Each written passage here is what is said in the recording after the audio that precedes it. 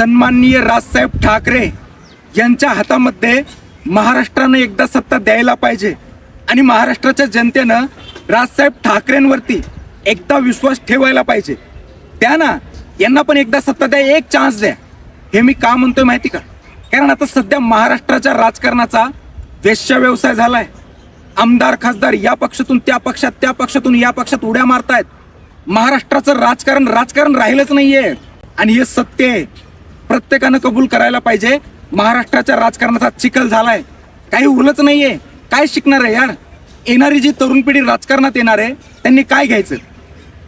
एकाच्या या पक्षात निवडून यायचं, या चिन्हावर निवडून यायचं आणि मग निवडून आल्याच्या नंतर दुसऱ्या चिन्हाकडे जायचं, दुसऱ्या पक्षात जायचं. सगळं आसान झालंय.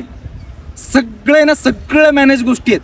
त्यामुळे ना मराठी माणसाचा पक्ष आहे, मराठी माणसाच्या हक्काचा पक्ष एकच, महाराष्ट्र नवनिर्माण सेना. जेव्हा जेव्हा मराठी माणसावर अत्याचार होतो ना, सगळ्यात पहिल्यांदा धावून येणारा पक्ष म्हणजे महाराष्ट्र नवनिर्माण सेना. राजसाहेब ठाकरे यांचे कार्यकर्ते आपल्यावर गुन्हे दाखल होतील असल्या पर्वा नाही करत. मराठी माणसावर अत्याचार होतोय ना, त्यांना न्याय मिळवून द्यायचा आहे. एकमेव ध्यास आणि एकमेव ध्येय राजसाहेब ठाकरे यांच्या कार्यकर्त्यापुढं हेच आहे. म्हणून मी म्हणतोय, महाराष्ट्रातील शेतकऱ्यांनी, गोरगरिबांनी, सगळे शेतकरी आहेत, एकदा ना एकदा विश्वास राजसाहेब ठाकरे यांच्यावर ठेवायला पाहिजे. राजसाहेब ठाकरे यांनी जो सध्या राजकारणाचा वेश्या व्यवसाय झालाय ना, ठाकरेंचे पण 6 खासदार फुटलेत. ते फुटल्याच्या नंतर राजसाहेब ठाकरे यांनी पदाधिकाऱ्यांची बैठक बोलावली आणि पदाधिकाऱ्यांना संबोधित केलं.